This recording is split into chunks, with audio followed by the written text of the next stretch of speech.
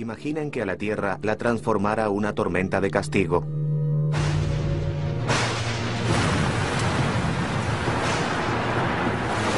Un diluvio mundial produce una avalancha de agua que cae en cascada a través de los cañones de los rascacielos de Nueva York. Una inundación cataclísmica que arrasa con Asia y barre las grandes capitales de Europa. Desde el espacio, una imagen inimaginable. Un océano inmenso que cubre por completo todo el planeta. ¿Podría esa gran inundación ser parte de nuestro futuro?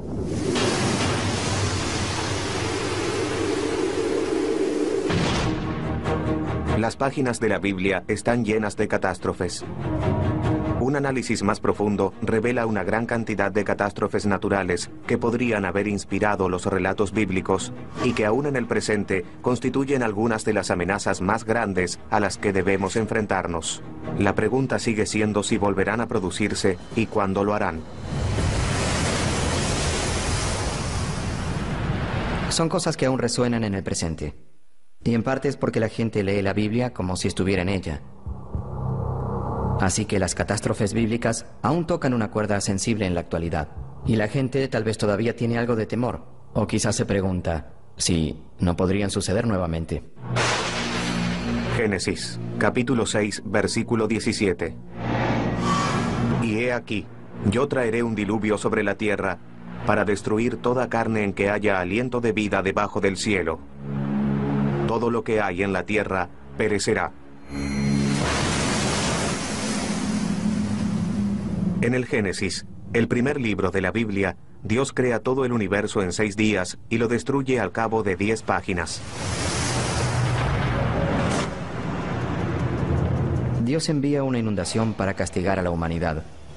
No solo por haberse vuelto corrupta, sino también malvada. Y básicamente comienza todo de nuevo. Quiere deshacerse de todos, barrer a los humanos de raíz.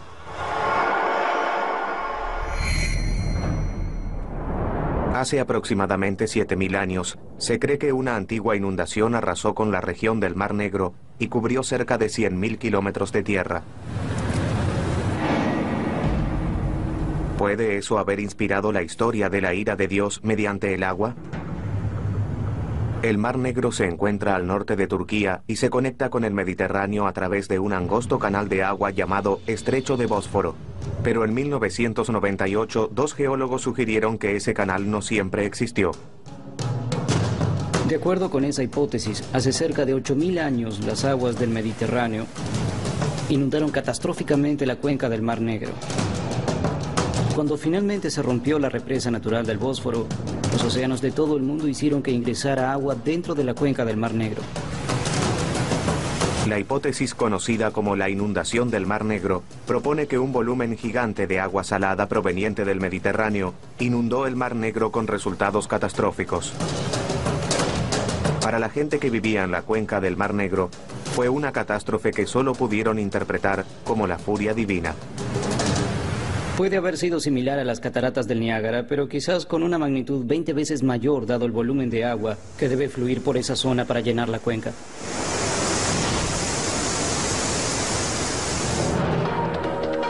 En 2000, el oceanógrafo Dwight Coleman y su equipo comenzaron a investigar el fondo del Mar Negro en busca de evidencia de la inundación. Lo que vemos aquí por medio de un software de visualización es que podemos sobrevolar la zona y seguir el camino que el nivel del mar en aumento debió haber tomado al fluir al interior del Mar Negro. El canal producido por el agua salada revela la intensidad del diluvio. Es bastante claro que hay un canal muy profundo producido por el agua que fluye a través del fondo del Mar Negro. Eso indica que fluyó un volumen muy grande de agua a una velocidad también muy alta. Cuanto más veloz es la corriente, más devastadora es la inundación. Pero en última instancia, fue el descubrimiento de conchas de agua dulce en el agua salada del Mar Negro lo que ofreció una prueba concreta de la inundación. Hace 7.400 años, crecían moluscos de agua dulce en el Mar Negro. Esta concha prueba que, en algún momento del pasado, el Mar Negro fue un lago de agua dulce. Y la concha de agua salada más antigua que encontramos tiene aproximadamente 6.900 años. De modo que en algún momento durante ese lapso de 500 años se produjo este cambio. Este acontecimiento cataclísmico cambió el paisaje para siempre. Hoy es algo científico, pero en aquel momento fue algo aterrador. Pensamos que había tal vez miles de personas que vivían a orillas del Mar Negro en el momento de la inundación. Y toda esa gente se vio desplazada como resultado de ella. Para los agricultores primitivos que vivían a orillas del Mar Negro, antes de eso debe haber sido un espectáculo increíble. Les habrá parecido una inundación a escala mundial. Pero, ¿qué pudo hacer que las aguas del Mediterráneo subieran tan alto como para inundar el Mar Negro de agua dulce? Los científicos suponen que todo comenzó durante la última era de hielo. El mundo era muy diferente durante la última era de hielo. Había una capa de hielo como la de Groenlandia de unos 3 kilómetros de espesor, que llegaba tan al sur como Chicago y Nueva York, y se extendía a lo ancho del continente. Eso es mucho hielo. Pero hace unos 11.500 años, la Tierra comenzó a calentarse y los hielos derretidos necesitaban un lugar a donde ir. Obviamente, perdimos esa capa de hielo de Laurentine. Se derritió por completo. Toda esa agua fue a parar al océano, y los océanos se elevaron unos cientos de metros. La masa de tierra que separaba al Mediterráneo del Mar Negro no pudo contener el agua excedente. Cuando se desató la presión, se transformó el mundo. Y ese suceso que cambió el mundo podría ocurrir nuevamente. Nuestros cambios climáticos se producen en un instante geológico. Las capas de hielo se derriten rápidamente. Las medimos con satélites que calculan la masa que pierden las enormes capas de hielo de Groenlandia y la Antártida. Y esas pérdidas de hielo parecen producirse cada vez más rápido. El hielo derretido podría hacer que los niveles del mar se eleven drásticamente una vez más. Recordemos que con solo 1 metro de elevación en el nivel del mar, habría alrededor de 100 millones de evacuados en las zonas costeras, lo cual alteraría no solo el lugar en el que vive la gente, sino también el curso de las civilizaciones y las sociedades. Los expertos creen que una pérdida completa de las capas de hielo, tanto de Groenlandia como de la Antártida, elevaría el nivel del mar más de 60 metros. No existe fuerza natural que pueda derretir esa masa de la noche a la mañana. Pero si estas capas desaparecieran, nuestro planeta se convertiría en un auténtico mundo acuático. Si llegamos al punto en el que se derritieran tanto Groenlandia como la Antártida, estaríamos hablando de un lugar radicalmente diferente. Se parecería al escenario descrito por Al Gore, con Nueva York borrado del mapa y toda la costa oriental reconfigurada. Todos viviendo en la costa que en algún momento fueron los Montes Apalaches. Sería un mundo totalmente diferente. La Biblia dice que luego del diluvio universal, Dios prometió no arrasar nunca más con la vida en la tierra.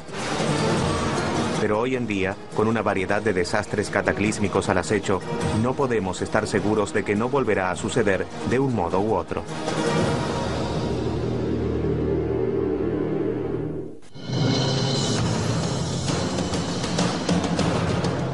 Si solo algunas de las 10 plagas bíblicas cayeran en la actualidad sobre la tierra, tal vez se vería así. Una marea color carmesí asalta las aguas que rodean Manhattan, lo cual transforma el río Este y el Hudson en afluentes de sangre. Las ranas se apoderan de la ciudad. En lo alto, una nube densa y negra se cierne sobre los edificios. Enormes enjambres de langostas vuelan por la ciudad para devorar todo lo que puedan.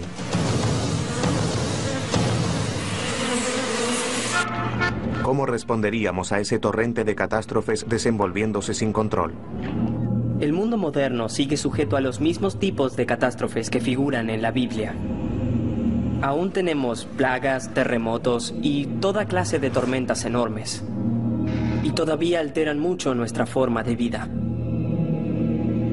Pero si de repente un cataclismo tras otro bombardeara hoy el planeta que conocemos, es difícil imaginar cómo lo resistiríamos.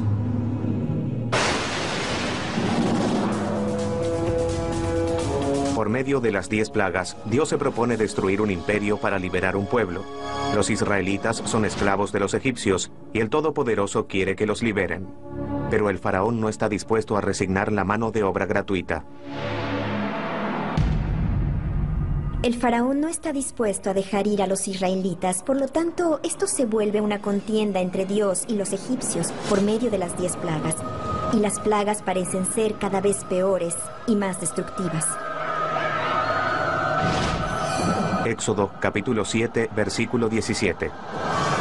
Yo golpearé con la vara que está en mi mano las aguas que están en el Nilo, y se convertirán en sangre.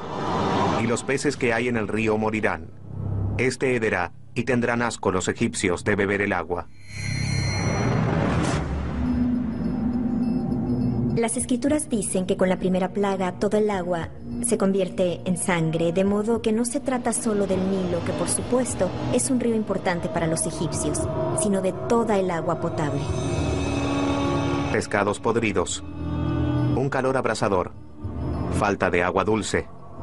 Parece una película de terror. Pero esta calamidad no solo puede haber ocurrido en la antigüedad, sino que también sucede hoy en día.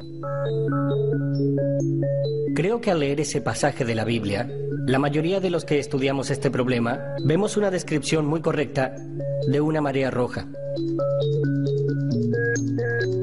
La marea roja es una floración o explosión repentina de cierto tipo de algas que pueden producir compuestos neuroquímicos peligrosos.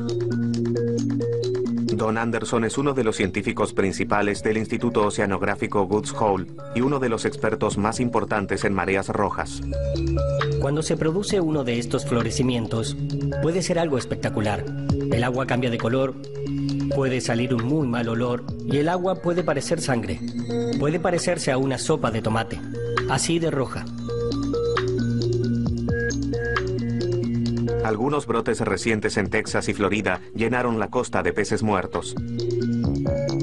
Los peces expuestos a alguna de las toxinas de estas algas mueren rápidamente. Es una muerte muy rápida. Muchas de esas toxinas son muy potentes. En los humanos pueden producir envenenamientos. Puede haber algunos brotes que hacen que la gente que se encuentra en la playa no pueda respirar debido a que las toxinas se pulverizan con el rocío del mar. Uno comienza a toser y resollar y debe alejarse del océano por esa irritación. En una región como el delta del Nilo, el océano está a un costado y hay agua dulce. Y en este tipo de ambiente hay bastantes mareas rojas que pueden volver el agua roja, matar a los peces o hacer que sean venenosos y causar ese tipo de problemas. Así se transforma en una explicación mucho más sólida. Una marea roja desencadena varios efectos dominó y podría servir de explicación para la segunda plaga bíblica de ranas. Una severa floración de algas puede hacer que haya niveles extremadamente bajos de oxígeno en el agua, lo cual la vuelve inhabitable para los seres vivos. Si hubiera una marea roja, no sería inusual esperar que ciertos tipos de animales intentaran escaparse del agua dado el bajo nivel de oxígeno. No pueden nadar, no pueden quedarse en el agua. De modo que no es una locura suponer que, luego de una gran marea roja, las ranas no pudieran sobrevivir en esas condiciones y se dirigieran hacia la tierra. En la tierra murieron por disecación y por falta de provisión de alimentos. Sin ningún control sobre ellos, era de esperar una enorme proliferación de todo tipo de insectos voladores y terrestres a lo largo de Egipto. Podemos afirmar que esas fueron la tercera y cuarta plaga. Los cadáveres en descomposición de las ranas y los peces atraen un inmenso enjambre de moscas que asola a los egipcios, seguido de una enorme infestación de piojos. Recordemos que en una época en que la gente no contaba con los antibióticos modernos, cuando alguien se infestaba con piojos, las cicatrices podían producir infecciones que tal vez derivaran en enfermedades graves. Los humanos no son los únicos afectados. Los cadáveres en descomposición y los insectos voladores pueden transmitir bacterias letales. Y la quinta y sexta plaga hacen precisamente eso. De repente, el ganado se enferma y muere. Tanto hombres como bestias sufren una aflicción de horribles forúnculos de pus. Aquí tenemos una explicación perfecta de cómo una se alimentó de la otra. Como un dominó. Una plaga dio lugar a la otra y así hasta la 10ª.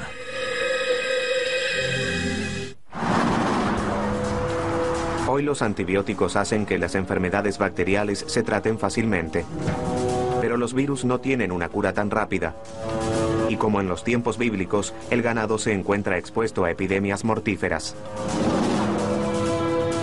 Puede tratarse del virus de la gripe que antes vivía en las aves, los cerdos u otros tipos de animales. Algunos de ellos evolucionaron y de repente pueden vivir también dentro de receptores humanos.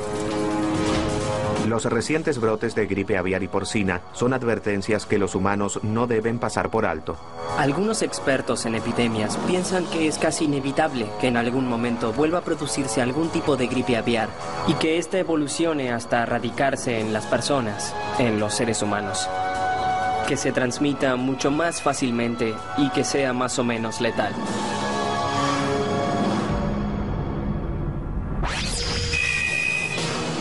Rodeado de pestilencia y muerte, el pueblo egipcio está de rodillas. Pero aún así el faraón permanece inmutable. Con 4 plagas aún por llegar, el espiral de devastación está lejos de acabarse. Para los egipcios, todo el imperio está expuesto. Pero hoy en día, todo el planeta podría estar en peligro. Es probable que, en muchos casos, un desastre muy severo desate las posibilidades u ocasione desastres aún peores. La pregunta es, ¿estamos preparados para las 10 plagas en el presente? Creo que si se juntan las 10 plagas, son capaces de destruir toda una cultura. Podrían sepultarla bajo el agua.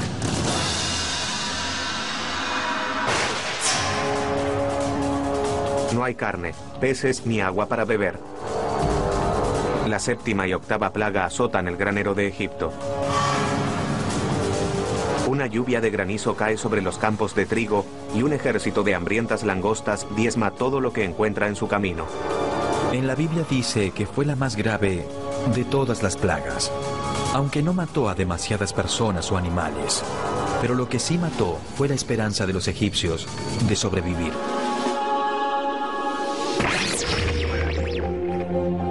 Hoy, nuestros graneros se encuentran amenazados por las temperaturas en aumento que causan más sequías y tormentas más intensas.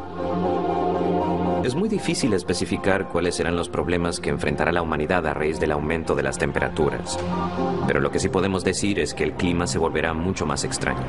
La agricultura lo pasará mucho peor. Y estaremos en presencia de un mundo con más gente. Si sumamos todo eso, tendremos una imagen bastante sombría.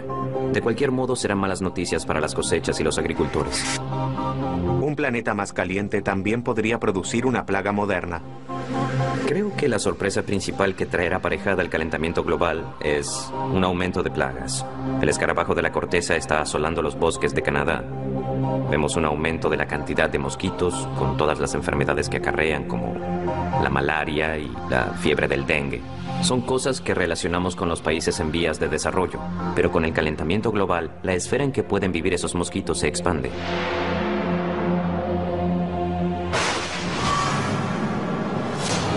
En la Biblia, la 9ª plaga se transforma en el máximo despliegue del poder de Dios.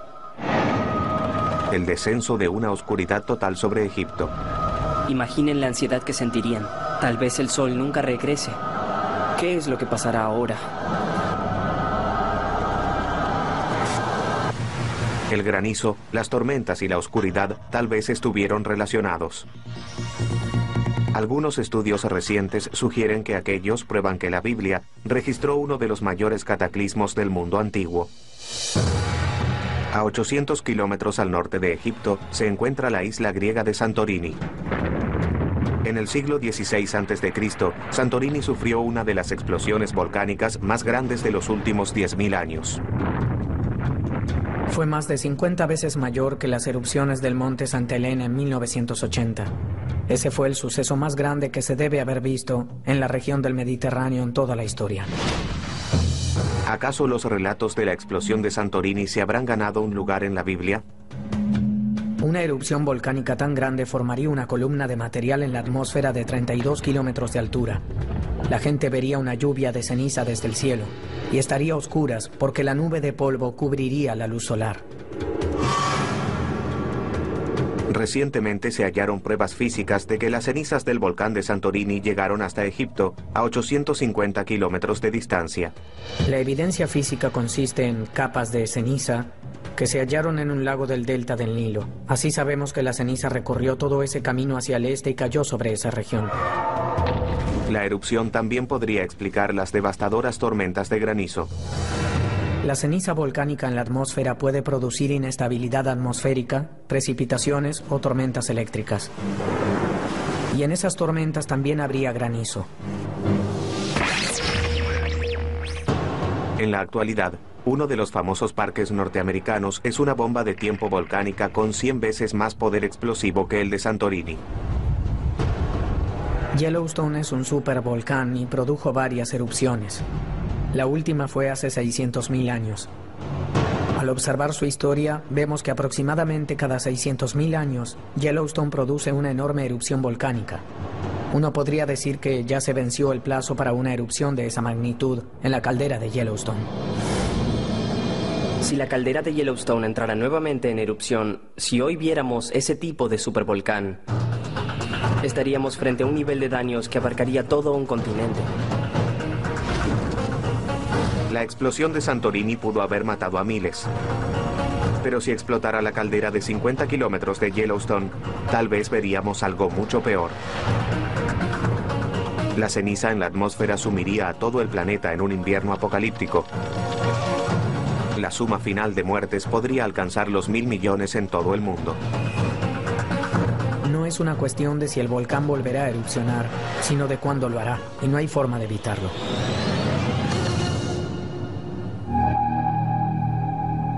En la Biblia, lo que finalmente persuade al faraón de liberar a los israelitas no es la ruina de su imperio, sino la muerte de su hijo primogénito. La 10ª plaga mata a todos los primogénitos varones del imperio. Todas las familias estaban de luto. Fue ahí donde se vio el poder de esa plaga.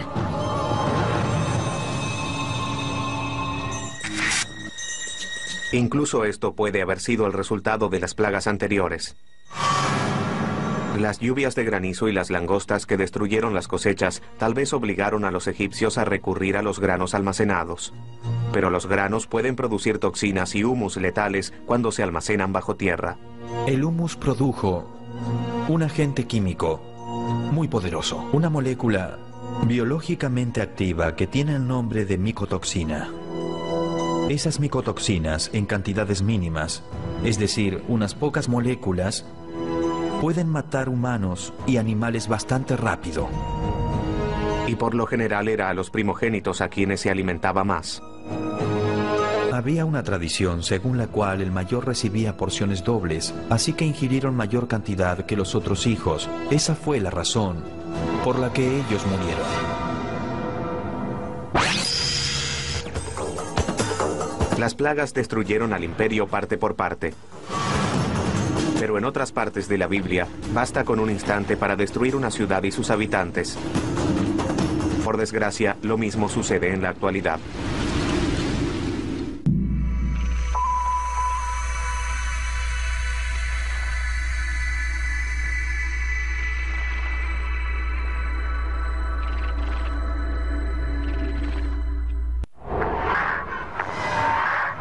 Una ciudad regida por el dinero, en la que abundan los buenos momentos y la gente bella vive cada día como si fuera el último.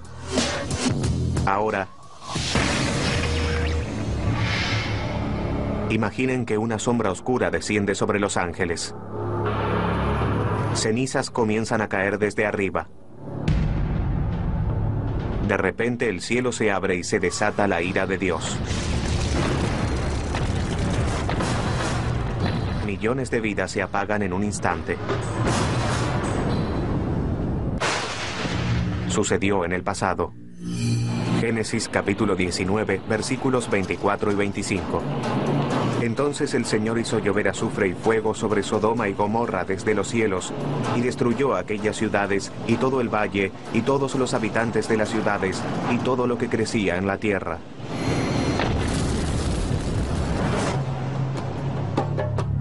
Muchos intentaron ubicar estas famosas ciudades de pecado en un mapa. En los años 70, unos arqueólogos excavaron en la actual Jordania y descubrieron 2 ciudades abandonadas que pueden haber inspirado el relato bíblico. Alrededor de 1979, los arqueólogos sugirieron muy tentativamente que si hubiera una pizca de veracidad histórica en el relato de Sodoma y Gomorra, quizás sería en las ruinas de Bab-edra y en las ruinas de Numeira donde habría comenzado todo. La ciudad amurallada de Bab-edra en un momento se encontraba en una gran colina sobre la llanura del Mar Muerto. Todo lo que queda hoy son escombros. Pero el cementerio de la ciudad revela su importancia. Mohamed Nayar es arqueólogo y exdirector del Departamento de Antigüedades de Jordania. El cementerio de Bab-edra es enorme. Y no se excavaron todas las tumbas. Pero los investigadores llegaron a la conclusión de que hay en ese lugar al menos 20.000 sepulturas. Incluso hoy, el paisaje está repleto de huesos humanos. Estos enormes cementerios son indicadores del tamaño de la población de la zona. Estamos hablando de una zona densamente poblada, lo que es algo realmente increíble para la edad de bronce de Jordania. Bab-edra parece haber sido una ciudad bastante grande, probablemente con un par de miles de habitantes. En apariencia, Bab-edra fue una ciudad bastante importante en su época. Una próspera civilización vivió aquí durante más de 600 años. Pero alrededor de 2350 a.C., la puerta de la ciudad se cerró apresuradamente y esta quedó misteriosa y completamente abandonada. Nadie sabe por qué. A solo 13 kilómetros de allí, la ciudad de Numeira también presenta evidencia de un abandono repentino. Pero aquí, el motivo de la salida apresurada es claro. Vemos alrededor de 60 centímetros de depósitos de ceniza, incluyendo algunas superficies producidas por el fuego. Y sabemos que esta densa capa de ceniza no pudo haberse producido por el uso doméstico del fuego. Probablemente haya sido un gran incendio. Al lado de la torre de la fortificación de la ciudad, los arqueólogos hallaron más pruebas de la catástrofe. Restos humanos sin enterrar. Aquí estamos al lado de la torre. Se encontraron los esqueletos en esta zona y creemos que, al colapsar, la torre aplastó a esta gente. Quedaron cubiertos por escombros. Los huesos gravemente aplastados revelan la posible causa del incendio. Los antropólogos físicos examinaron los huesos. La conclusión fue que los terremotos aplastaron a esta gente. Hace 4.500 años, un terremoto devastador arrasó con Numeira. Las paredes y la torre de la fortificación colapsaron y se desató un enorme incendio. Ese no fue el primero ni el último de los terremotos que aterrorizaron a los pueblos que vivían al costado del Mar Muerto. A diario, en esta zona, se producen pequeños terremotos y cerca de una vez por siglo ocurre uno grande. El motivo por el cual esta zona es tan inestable en términos geológicos es que yace sobre una grieta entre 2 placas tectónicas, es decir, 2 grandes porciones de corteza terrestre. En el Mar Muerto, no es necesario buscar demasiado para incluir en la historia el fuego del infierno. En la frase "el fuego del infierno", la parte del fuego es evidente. La parte del infierno aparece por el azufre, de modo que los que van juntos son el fuego y el azufre. El azufre, tanto en su estado sólido como en el gaseoso, aparece naturalmente en la zona y es altamente inflamable. Cuando la Biblia habla del fuego del infierno, es exactamente esto lo que describe. Los antiguos habitantes de la zona conocían este tipo de mineral y es por eso que se menciona en la Biblia.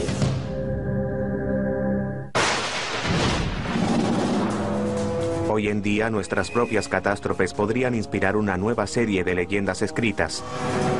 Y si las predicciones son correctas, algunas ciudades de California tendrán mucho que escribir.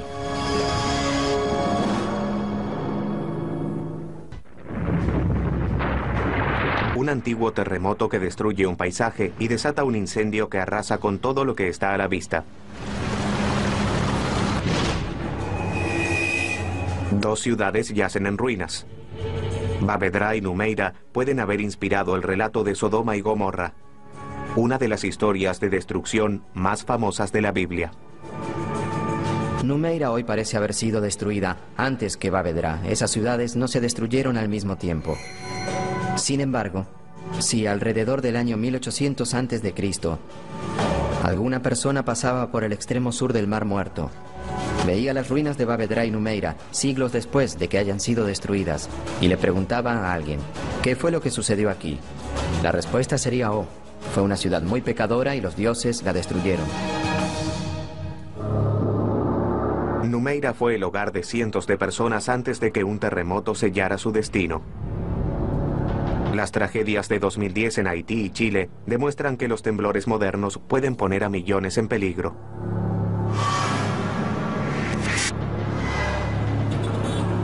Dado que en el mundo de hoy tenemos centros urbanos mucho más densamente poblados que los de la antigüedad, la escala de devastación sería casi inimaginable y excedería por mucho cualquier cosa que pudiera haber sucedido en los tiempos bíblicos. La costa oeste de Estados Unidos debe prestar atención a las advertencias del pasado y del presente. Como en la región del Mar Muerto, la costa de California se encuentra sobre una falla que separa dos enormes placas tectónicas. La falla de San Andrés es una de las más activas en todo el mundo. Atraviesa San Diego, Los Ángeles y San Francisco. Ambas placas están en movimiento. La presión se acumula a medida que estas placas rozan una con otra, y en ocasiones esa fuerza se libera repentinamente en forma de un espectacular terremoto.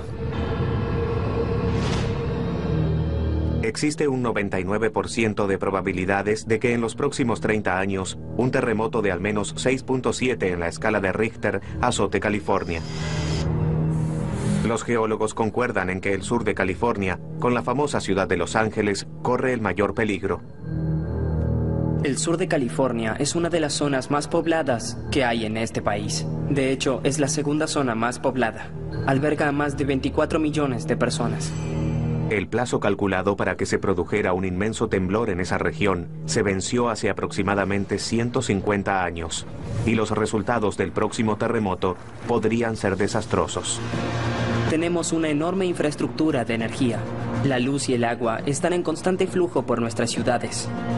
Por ejemplo, un terremoto importante que rompiera las tuberías de gas y de agua, de repente produciría enormes incendios e inundaciones que atravesarían las ciudades. Sigue siendo difícil predecir un terremoto e imposible impedirlo. Lo único que California puede hacer es esperar. Terremotos, supervolcanes, mega inundaciones. Si alguna de estas aterradoras catástrofes fuera a destruir el planeta, tal vez pensaríamos que nuestros días están contados. El último libro de la Biblia podría decirnos qué esperar. De verdad, es muy difícil interpretar el libro del Apocalipsis. ¿Se trata de un sueño? ¿Se trata de algo real? ¿De qué se trata? El Apocalipsis es una profecía aterradora que hace que otras catástrofes bíblicas parezcan un paseo por el parque. Sobre las olas de esos horrores se encuentran los 4 jinetes del Apocalipsis. La guerra, la hambruna, la pestilencia y la muerte asolan la tierra. Reina la oscuridad. Incluso las estrellas caen del cielo. Y es esa parte de la profecía lo que los astrofísicos sugieren que tomemos en serio. En muchas religiones se habla de la caída de las estrellas del cielo. Quizá el único acontecimiento capaz de destruir toda la vida sobre la Tierra, esencial e instantáneamente, provenga del espacio exterior. Nuestro golpe final podría provenir del cielo. Literalmente.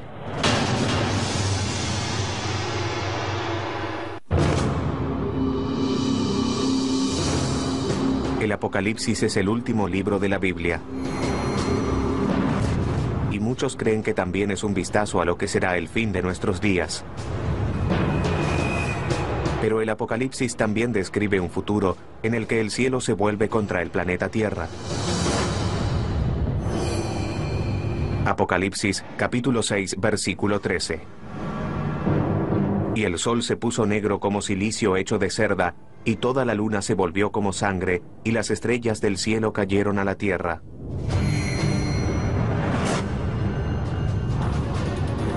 Hoy en día, este pasaje conjura un gran número de amenazas reales. Existe la posibilidad de que choquen asteroides, de que haya impactos de cometas que podrían destruir toda la vida sobre la Tierra, tal vez en cuestión de minutos.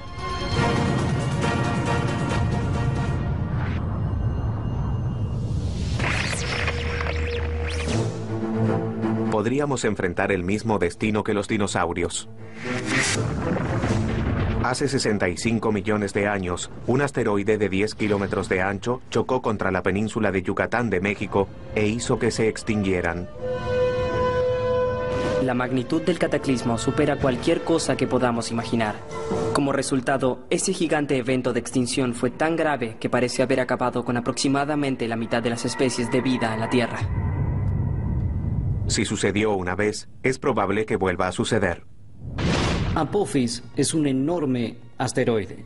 Tiene alrededor de 300 metros de ancho, parecido al tamaño de un estadio de béisbol. Si ese objeto se estrellara contra el planeta Tierra, golpearía con la fuerza de aproximadamente 100.000 bombas de Hiroshima. En 2029, Apophis pasará lo suficientemente cerca como para que podamos verlo con binoculares. El asteroide estará a unos 29.000 kilómetros, una distancia más cercana que la de algunos de nuestros satélites. En función de cómo circunde la Tierra, pasará nuevamente en 2036. Y en ese momento no sabemos si chocará o no. Los cálculos de probabilidades recientes indican que la probabilidad de un impacto puede ser de 1 en 100.000. Pero realmente no sabemos, se trata de magia negra cuando hablamos de intentar predecir el trayecto preciso de un objeto capaz de acabar con un planeta.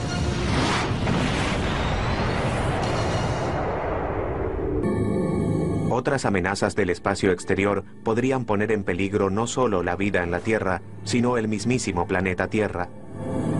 Algo que podría arrasar con la vida sobre el planeta Tierra es una explosión de rayos gamma. No sabríamos que se dirige hacia aquí, porque la radiación de esas explosiones viaja a la velocidad de la luz. Un día podrías estar lavando la ropa o vistiéndote, mirarías al cielo y verías unas bolas de fuego yendo hacia ti. Ni sabrías qué sucedió. No te daría advertencias de ningún tipo. Desde las primeras páginas del Génesis hasta el final del Apocalipsis, la Biblia expone un listado desalentador de potenciales sentencias de muerte para la humanidad. Pero aunque esquiváramos todas esas balas sobrenaturales, quedaría una que no podríamos evitar. La Biblia dice, polvo eres y al polvo volverás. Los físicos decimos, venimos del polvo de estrellas y al polvo de estrellas volveremos. Dentro de 5.000 millones de años tendremos el último día agradable. Luego de eso, el sol comenzará a expandirse enormemente y se volverá un gigante rojo. El cielo se prenderá fuego. Uno mirará de horizonte a horizonte y verá que el sol ocupará todo el cielo. Tal vez debamos construir nuestra propia arca espacial, partir hacia otros refugios, una especie de monte Ararat de un planeta en otro sistema solar.